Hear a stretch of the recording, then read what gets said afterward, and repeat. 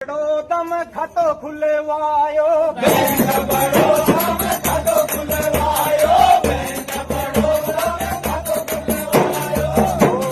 छोरी को नाम लिखे